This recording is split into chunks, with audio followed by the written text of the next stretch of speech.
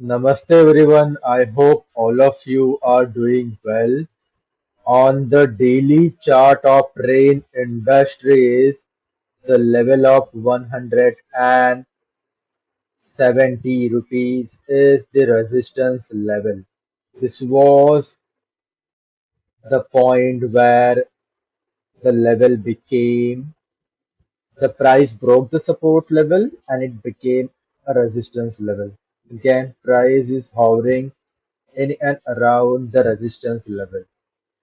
From the level of 155, see, this is bottom 1, bottom 2, and these two bottom makes it a double bottom pattern. As we know, double bottom pattern is in itself a reversal bottom. Bam, there you go.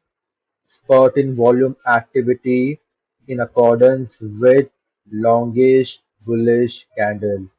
So if the stock price managed to close above 170 rupees, then I won't be surprised if bulls try to match the previous swing of 190 rupees. As I said, 170 rupees of call option with monthly expiry of January only if there is a breakout above 167.75. The target is given till 180 rupees, but you are free to calibrate it according to your comfort level as well as price action.